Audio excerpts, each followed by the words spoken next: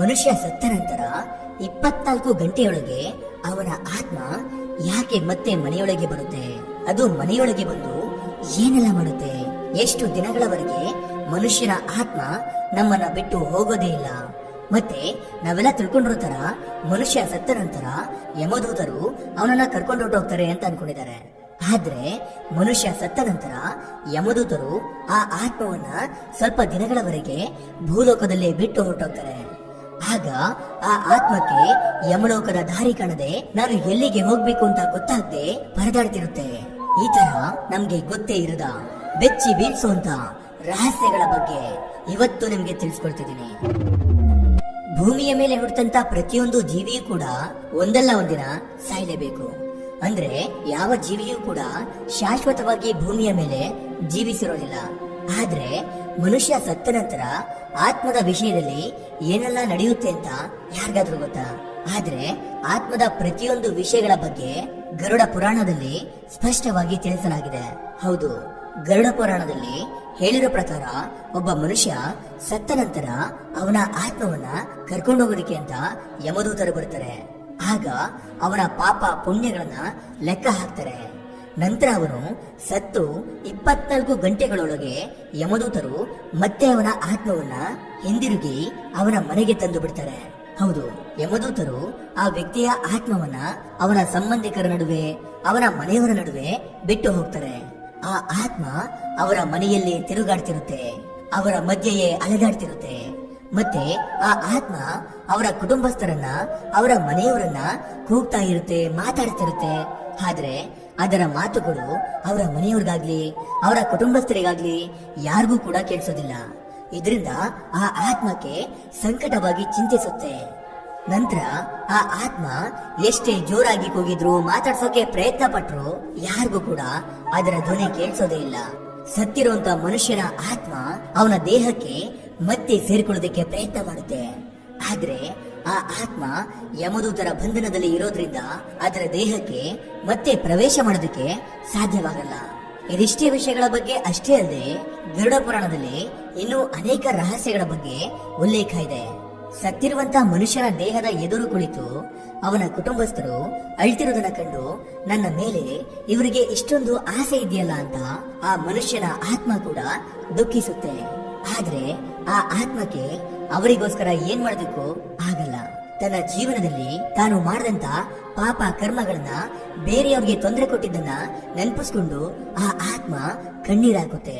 ಇನ್ನೊಂದು ವಿಷಯ ಏನಂದ್ರೆ, ಮನುಷ್ಯ ಸತ್ತ ನಂತರ ಯಮದೂತರು ಅವನ ಆತ್ಮವನ್ನ ಭೂಲೋಕದಲ್ಲಿಯೇ ಅವನ ಕುಟುಂಬಸ್ಥರ ನಡುವೆಯೇ ಬಿಟ್ಟು ಹೋದಾಗ ಆ ಆತ್ಮಕ್ಕೆ ಯಮಲೋಕದ ದಾರಿ ಕಾಣದೆ, ಯಮಲೋಕಕ್ಕೆ ಹೋಗಲು ಶಕ್ತಿ ಸಾಲದೆ, ನಾನು ಎಲ್ಲಿಗೆ ಹೋಗ್ಬೇಕು ಅಂತ ಗೊತ್ತಾಗದೆ ಅಲೆದಾಡ್ತಿರುತ್ತೆ.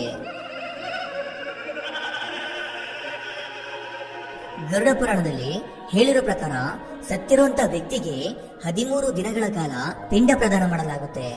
ಆಗ ಸತ್ತಂತ ವ್ಯಕ್ತಿಯ ಆತ್ಮ ಪುನರ್ ನಿರ್ಮಾಣಗೊಳ್ಳುತ್ತೆ.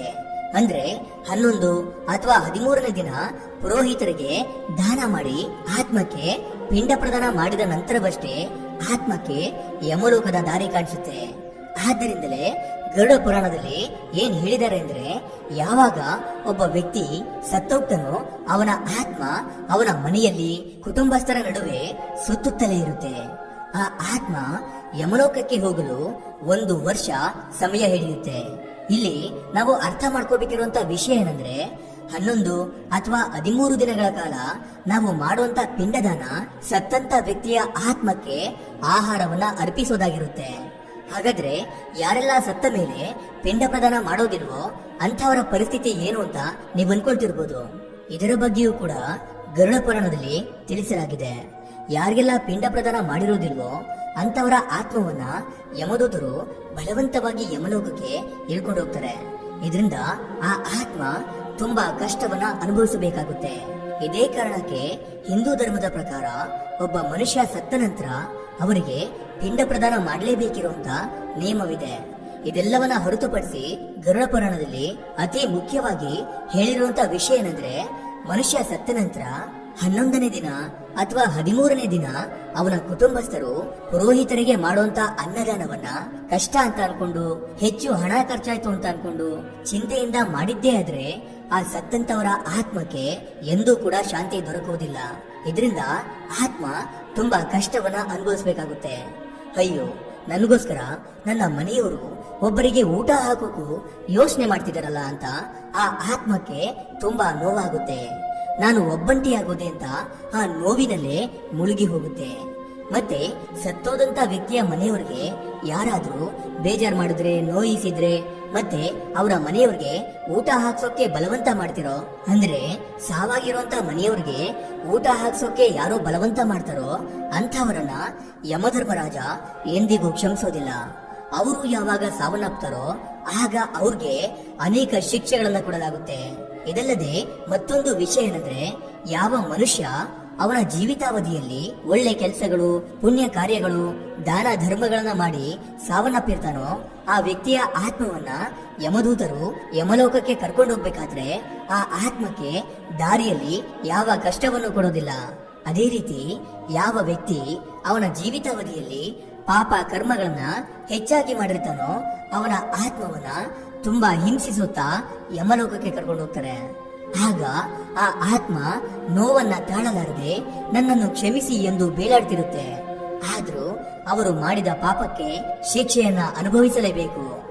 ಹಾಗೆ ಒಳ್ಳೆ ಕೆಲಸಗಳನ್ನ ಮಾಡಿರುವಂತ ವ್ಯಕ್ತಿಯ ಆತ್ಮ ಯಮಲೋಕಕ್ಕೆ ತಲುಪಿದ ನಂತರ ಯಮಧರ್ಮರಾಜ ಅವರ ಬಗ್ಗೆ ಎಲ್ಲವನ್ನೂ ತೂಕ ಹಾಕಿ ಪರಿಶೀಲಿಸಿ ಆ ಒಳ್ಳೆಯವನ ಆತ್ಮವನ್ನ ಸ್ವರ್ಗಲೋಕಕ್ಕೆ ಕಳುಹಿಸಿಕೊಡ್ತಾರೆ. ನಂತರ ಪಾಪ ಕರ್ಮಗಳನ್ನ ಮಾಡಿದಂತ ಮನುಷ್ಯನ ಆತ್ಮಕ್ಕೆ ಅನೇಕ ಶಿಕ್ಷೆಗಳನ್ನ ಕೊಟ್ಟು ನರಕಲೋಕಕ್ಕೆ ಕಳುಹಿಸಿಕೊಡ್ತಾರೆ. ಇದಿಷ್ಟು ಇವತ್ತಿನ ವಿಡಿಯೋ. ಇದರ ಬಗ್ಗೆ ನಿಮ್ಮ ಅಭಿಪ್ರಾಯ ಏನು ಅಂತ ಕಮೆಂಟ್ ಮಾಡಿ ತಿಳಿಸಿ. ಕೊನೆಗೆ ನನ್ನ ಈ ಶ್ರಮಕ್ಕೆ ನಿಮ್ಮಿಂದ ಬಯಸೋದು ಕೇವಲ ಒಂದು ಮೆಚ್ಚುಗೆನ ಮಾತ್ರ. Anyway, thank you for watching.